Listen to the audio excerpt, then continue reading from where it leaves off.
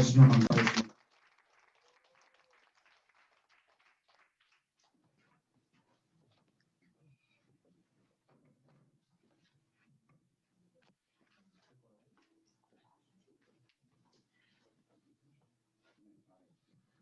지금부터 저희 졸업작품 주제인 파일 완전 삭제 도구 개발이라는 주제를 발표하겠습니다. 저는 발표자 공중현입니다.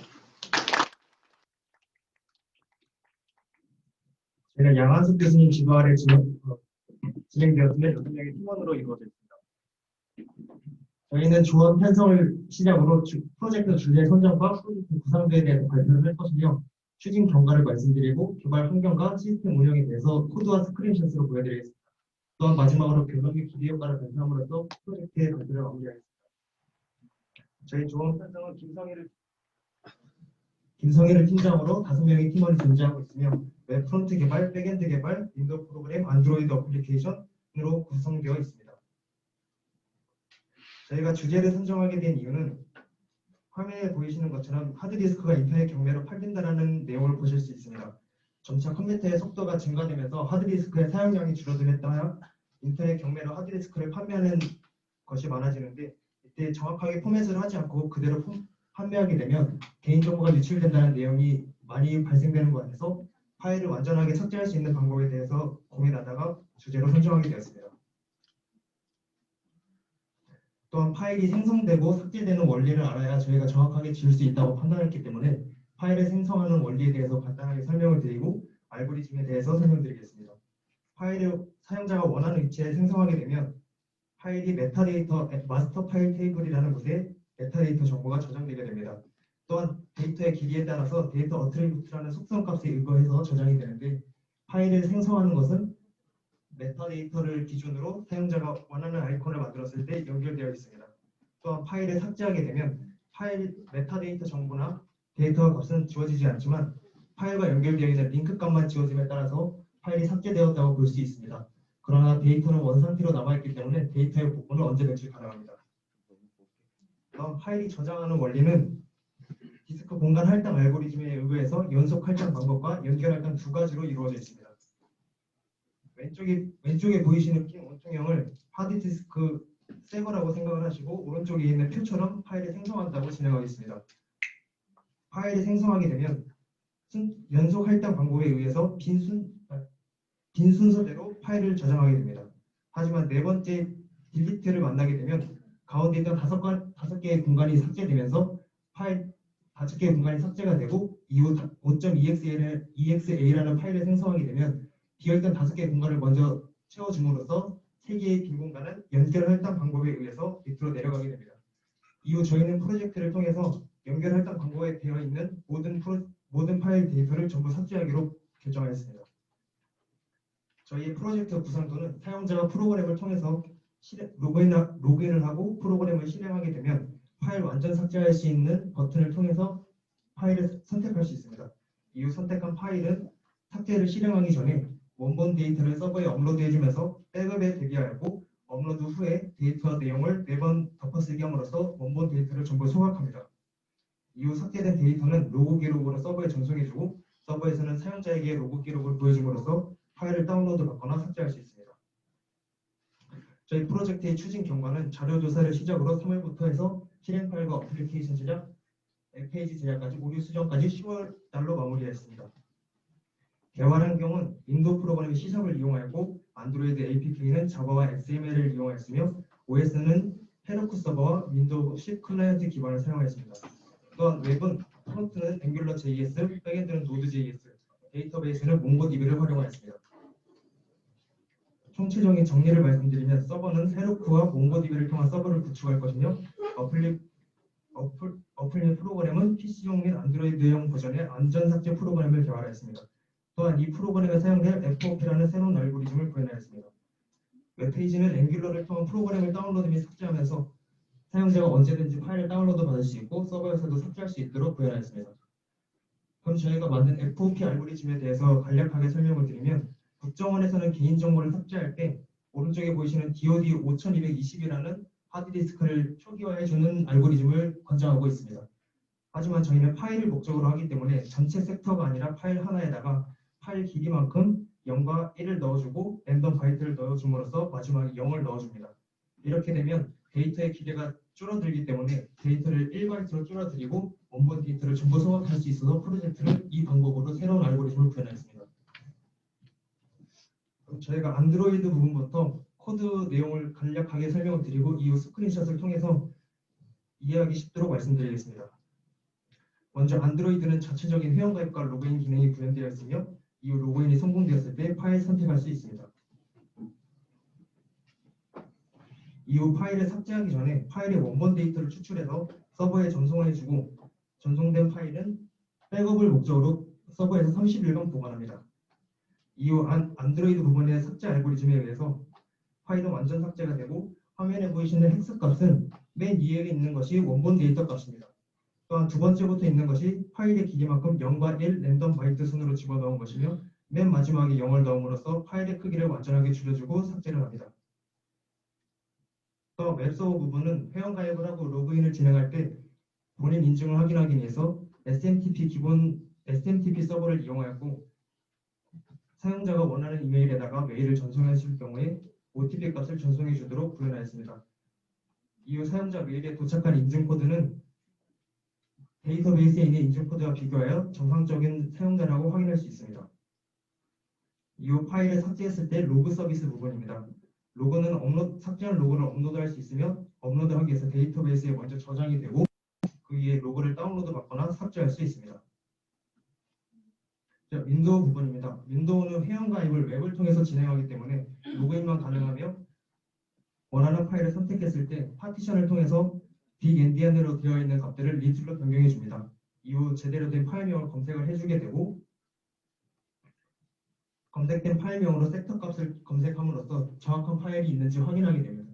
여기서 정확한 파일이 존재한다면 해당 파일을 서버에 전송해 줌으로써 백업을 하고 삭제 알고리즘에 의해서 파일을 삭제하게 되어 있습니다. 앞서 말씀드렸던 코드에 대한 내용을 스크린샷으로 직접 구현된 내용으로 확인하겠습니다. 웹서버는 회원가입을 하고 로그인을 진행하였을 때 인증번호를 발송하게 되고 해당 인증번호는 몽고DB에 저장되게 되어 있습니다. 이후 어스 값은 펄스로 아직 인증이 되지 않았지만 메일에 도착한 인증번호 값을 비교함으로써 인증되었다고 트루 값으로 변경되게 됩니다. 이후 윈도우 부분입니다. 원래는 위쪽에 보이시는 것처럼 볼륨에는 아무런 파일이 존재하지 않습니다. 하지만 밑에 3개의 파일을 생성하게 되면 3개의 파일이 메타데이터에 정상적으로 들어가 있는지를 확인하기 위해서 MFT를 추출하고 해당 내용을 CSV 형태로 엑셀로 확인해 보면 42번 라인과 46번, 47번 라인에 정확하게 들어가 있는 것을 확인할 수 있습니다. 저희는 이후 42번에 있는 파일을 계속 삭제하거나 재생성할 거기 때문에 파일 사이즈와 이름명을 확인해 주시면 감사하겠습니다. 이후 윈도우 프로그램을 통해서 로그인을 하고 사용자가 원하는 파일을 선택해서 삭제하게 되면 섹터 시작값이 출력이 되며 하나의 파일이 성공적으로 삭제가 되고 소각이 되었다는 멘트가 출력됩니다. 이후 실질적으로 드라이브를 확인해보면 해당 파일은 존재하지 않으며 서버에 업로드되어 있는 것까지 확인할 수 있습니다. 이후 윈도우 부분에서 복원을 시도할 경우 42번 라인에 있던 파일은 딜리트가 되었다는 것을 볼 수 있으며 파일 사이즈와 웹타임 전부가 변조된 것을 확인할 수 있습니다. 이후 레큐바라는 무료 상용툴을 이용해서 복원을 시도하더라도 여러 가지 값들이 이미 변조가 되었기 때문에 복원은 불가능합니다. 이후에 파일을 재생성하였을 경우에 원래는 연속 할당 방법에 의해서 48번 라인 이후에다가 생성이 되어야 하는데 사용자가 보기에는 42번에 데이터가 있는 것처럼 보이지만 실질적으로 데이터가 소각이 되었고 시스템상에서 빈 공간으로 인식하기 때문에 42번 라인에 재생성되는 것을 확인할 수 있습니다. 이후 안드로이드 부분은 자체적인 회원가입이 가능하기 때문에 회원가입과 이메일 인증을 거쳐서 인증번호가 발송이 되면 해당 내용을 데이터베이스에서 확인할 수 있습니다. 정상적인 이메일 인증이 완료가 되면 어스 값은 true로 바뀌게 되고 로그인이 진행되며 로그인이 완성될 경우 메인 화면으로 넘어갑니다. 메인 화면에서 사용자가 원하는 이미지를 선택하였을 경우에 파일을 자동적으로 삭제해주고 전송하는 과정까지 거친 이후에 갤러리에 가서 다시 확인해보면 화면에 보시는 것처럼 데이터는 존재하지 않습니다. 이후 디스크 디거라는 복구 어플을 통해서 복원을 시도하더라도 복원은 되지 않습니다. 하지만 서버에 저희가 삭제한 내용을 업로드하기 때문에 30일간 보관을 해주게 되어 있습니다. 또한 파일을 전송하는 부분에 있어서 로그 서비스를 포스트맨으로 살짝 테스트해봤습니다.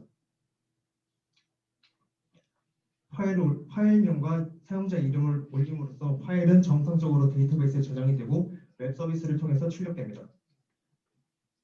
또한 파일은 다운로드 받을 수 있으면 서버 내에서도 삭제할 수 있습니다.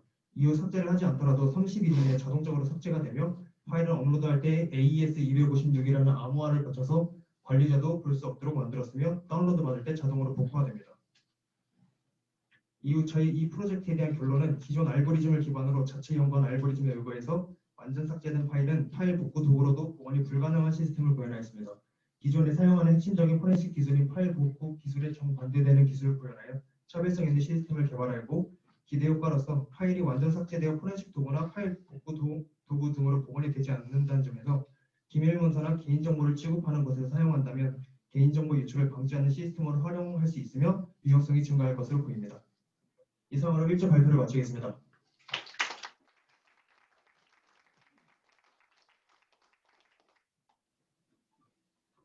예산이 항상 부족한 학교 공부대 교수님이 없었어요. 질문 있으시면 편하게 말씀해 주시면 감사하겠습니다. 나중에 필요할 때는 서버에서 가져다가 쓰겠다 뭐 그런 얘기. 예, 30일이면은 언제든지 다운로드 가능합니다. 근데 그 파일을 어떻게 거기에 저장할까? 뭐 암호화 키가 있고 예, AES 암호화 하면서 이제 데이터 올릴 때 암호화 저장된 키로 암호화를 하고 다운로드할 때는 다운로드하는 과정 전에 복화를 해주게 되어 있습니다. 여러 사용자가 있다면 전체 사용자가 똑같은 키로 암호화하겠네. 예, 현재 그렇지. 현재는 그렇습니다.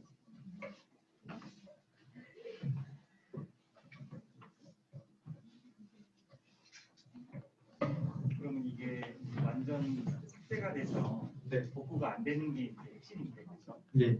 근데 이 데이터를 범죄자가 이용해서 이 수사를 해야 되는 건 어떻게 생각해요? 개인적으로. 이제 그런 목적으로 본인 인증을 하는 이유가 범죄를 일으킬 수도 있다라고 생각해서 본인 인증을 하게 되면 이메일 기록이 남게 되고 해당 기록으로 조금 더 잡을 수 있는 확률이 커진다라고 생각해서 이메일 인증을 넣었습니다.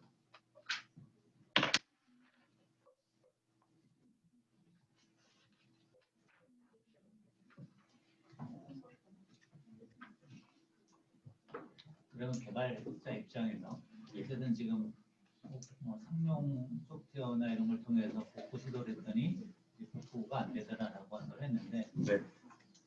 이거에 대해 대응해서 어쨌든 이 부분에 대한 복구 시도도 분명히 할 텐데 삭제 프로그램을 지금 개발했던 이 팀에서 만약에 이 솔루션에 대한 복구 아이디어는 전혀 없나요? 복구할 수 있는 어떤 시도에 오늘 애초에 불가능하게 만드는 게 목적이었습니다. 서버를 통해서 백업하지 않는 이상 불가능하도록 만드는 게 내년에 여기 3학년이 이걸 복구했으면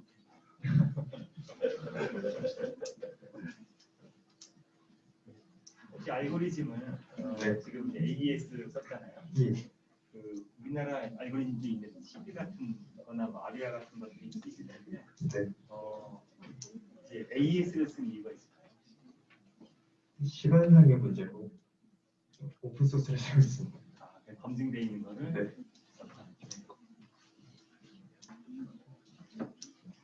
근데 모바일에서 쓰려면 아무래도 그 AES나 CD가 좀 무거울 수 있어요. 그래서 네. 이제 그 좀 더 가벼운 아리아 같은 것들, 뭐 하이트 같은 알고리즘들을 많이 쓰거든요.